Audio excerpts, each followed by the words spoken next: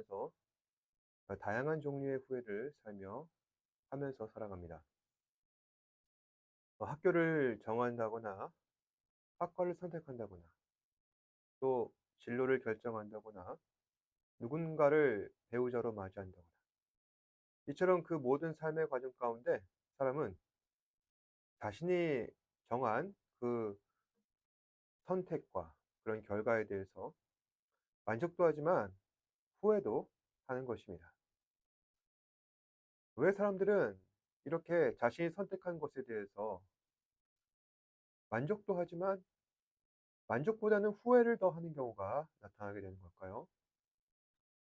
그중에 하나는 자신의 선택으로 인해서 실패하였기 때문에 아마도 그럴 것이고, 또 한 가지는 선택하지 않은 또 다른 길에 미련이 생겼기 때문일 것입니다.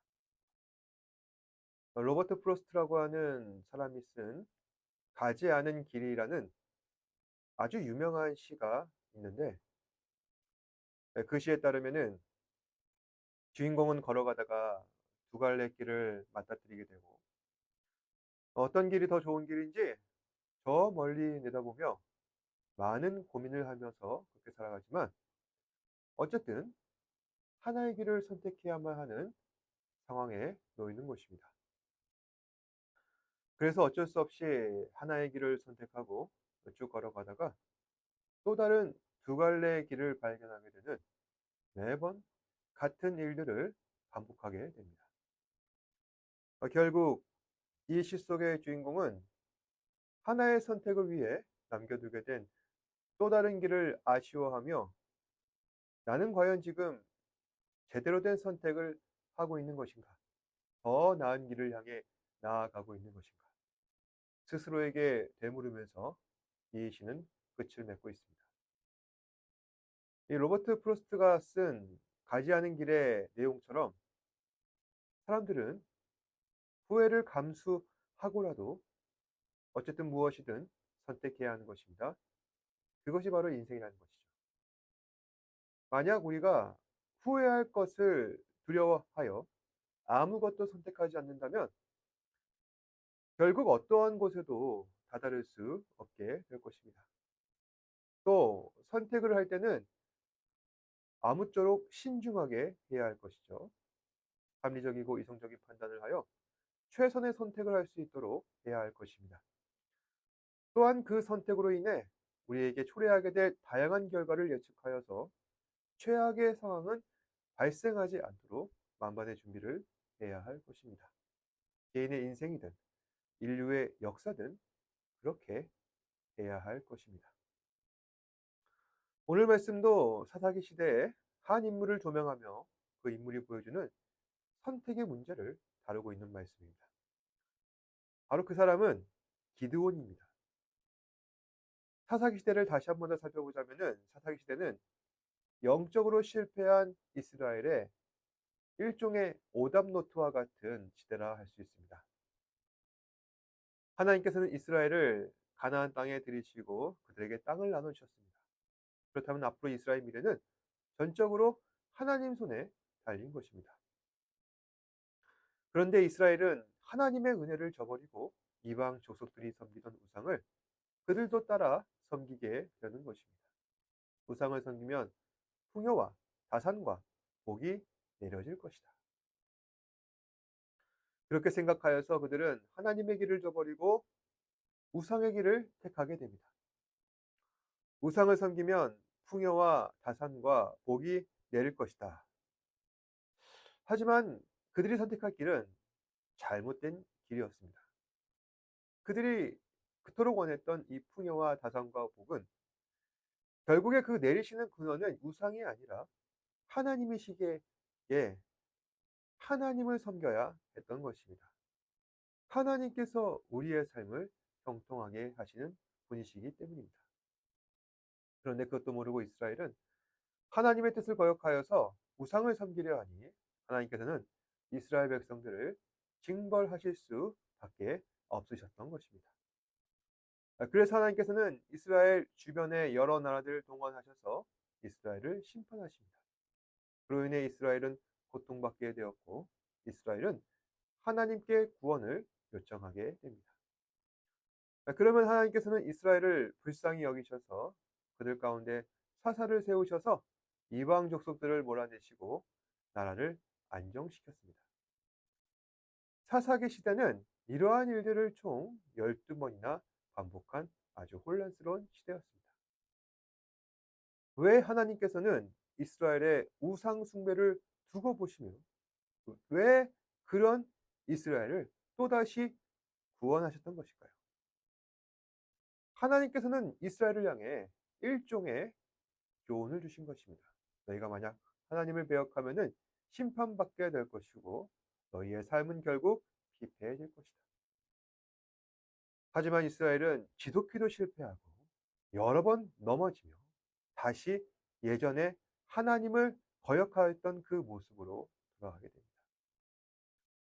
그리고 하나님께서는 그들이 부르짖자 사사를 통하셔서 이스라엘을 구원하셨는데 그럼에도 불구하고 이스라엘은 다시 또 우상을 섬기게 되고 하나님을 진노케 하였던 것입니다. 그리고 이 같은 잘못을 반복하게 된 지 어느덧 5번째입니다. 이스라엘은 앞으로도 이 같은 잘못을 7번이나 더 저지를 것입니다. 오늘은 하나님께서 5번째로 이스라엘의 잘못을 용서하시고 구원하신 이야기, 이스라엘의 5번째 사사 기드온을 통해 하나님께서 이스라엘을 구원하신 이야기를 함께 살펴보고자 합니다. 먼저 기드온은 이스라엘 12지파 가운데 므낫세 지파 아비에셀의 사람 요아스의 아들이었습니다. 당시 이스라엘은 미디안 족속에게 괴롭힘 당하고 있었습니다. 미디안 족속은 이스라엘의 조상 아브라함의 맏아들인 후처, 그드라의 몸에서 나온 미디안의 후손들로서 같은 아브라함의 몸에서 나온 이스라엘의 먼 친척이라 할 수 있는 것입니다. 그럼에도 이스라엘이 가나안 땅에 들어간 뒤에 그들은 끊임없이 이스라엘을 괴롭혀 왔었는데 이스라엘은 그런 미디안의 강력한 힘 앞에 속수무책으로 당하고 있었고 이스라엘이라고 하는 나라는 오늘 내일 하는 상황이었습니다. 결국 이스라엘은 하나님께 간구하여서 사사를 세우게 됩니다. 하나님께서는 그 사사를 기드온으로 세우려 하고 계십니다. 그런데 당시 기드온은 어떤 사람이었느냐? 소심하면서 쫄보인 사람이었습니다. 왜 당시 기드온을 이렇게 소심하게 하였을까? 이사야 6장 11절 말씀입니다. 여호와의 사자가 아비에스 사람 요아스에게 속한 오브라에게 이르러 상수리 나무 아래에 앉으니라. 마침 요아스의 아들 기드온이 미디안 사람에게 알리지 아니하려 하여 이를 포도주 틀에서 타작하더니 당시 기드온은 미디안 사람들에게 들키지 않기 위하여 포도주 틀에서 몰래 밀을 타작하고 있었습니다. 혹시 그들이 나를 괴롭힐까? 아니면 내가 거둔 양식을 몽땅 빼앗아 갈까? 그들과 불필요한 마찰을 빚고 싶지 않았기 때문입니다. 그래서 남들 몰래 포도주 틀에서 밀을 타작하고 있었습니다. 그런데 하나님께서는 그런 쫄보 기드온을 사사로 세우시기 위하여 천사를 보내십니다.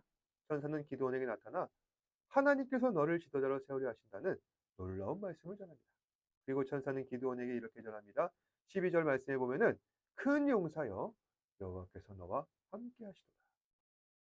기드온은 천사의 말을 듣고 매우 의아합니다. 아니, 제가 어찌 큰 용사가 될 수 있겠습니까?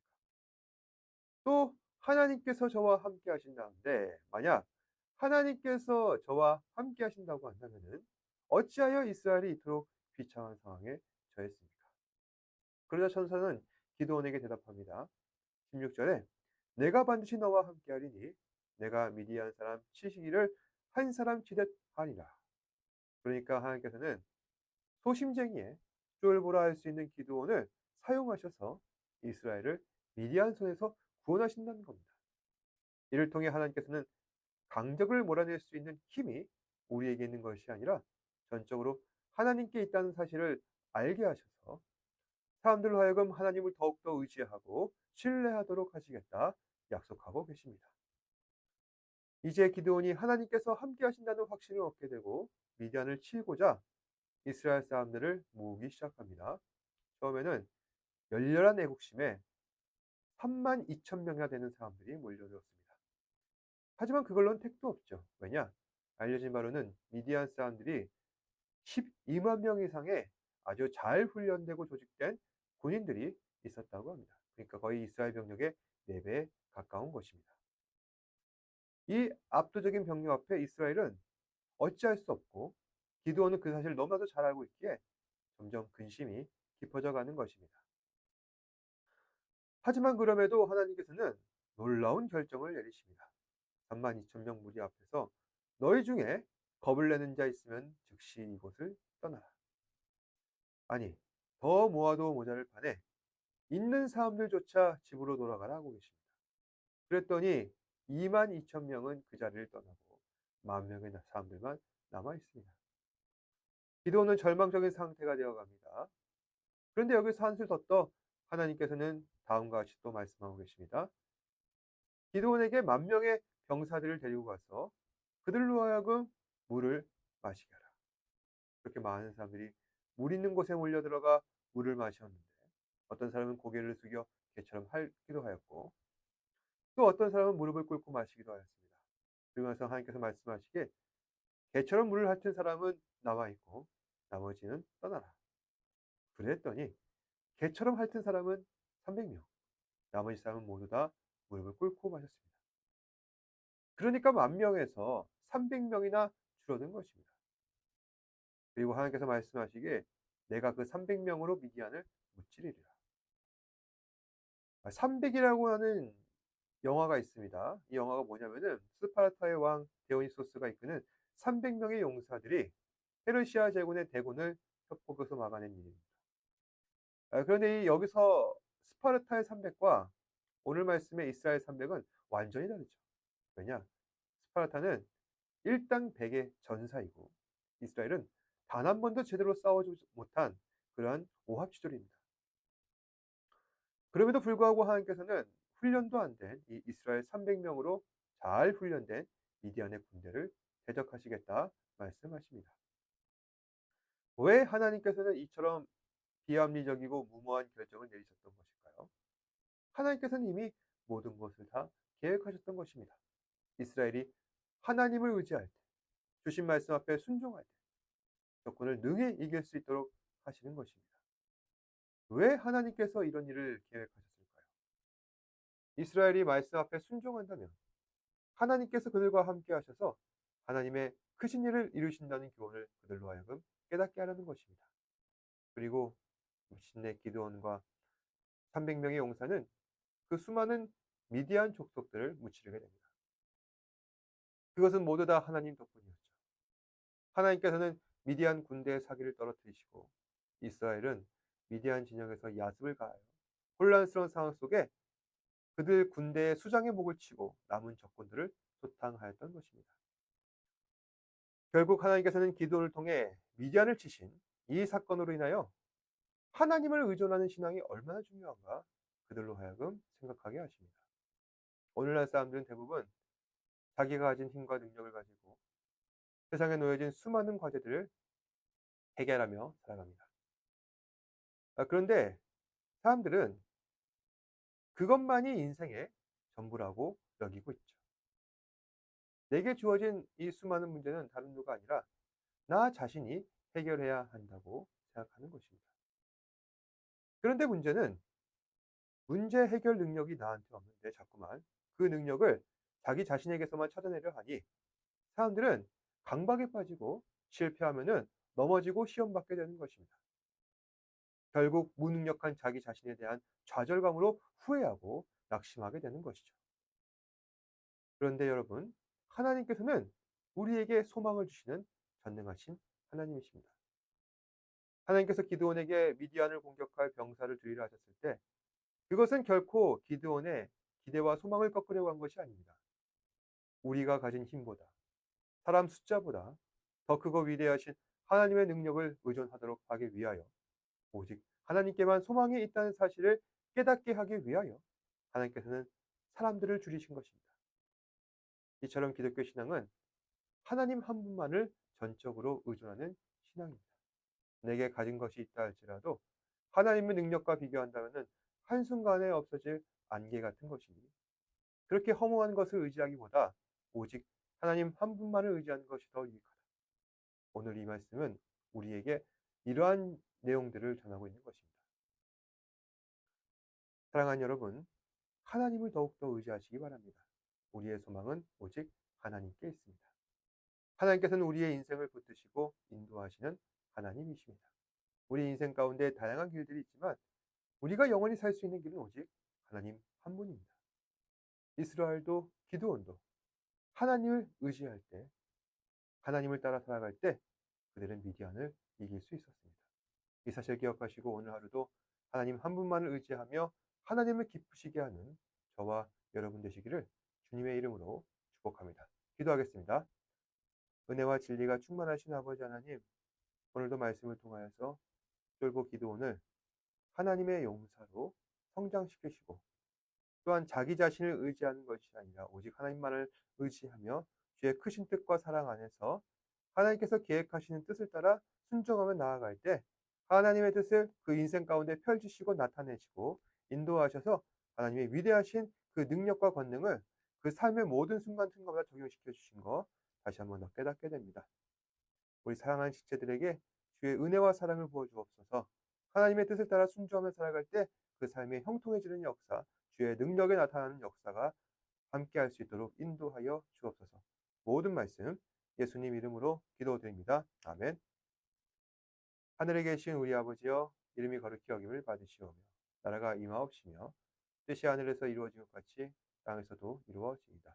오늘 우리에게 일용할 양식을 주시옵고 우리가 우리에게 죄 지은 자를 사하여 준 것 같이 우리 죄를 사하여 주시옵고 우리를 시험에 들게 하지 마시옵고 다만 악에서 구하시옵소서. 나라와 권세와 영광이 아버지께 영원히 있사옵나이다. 아멘.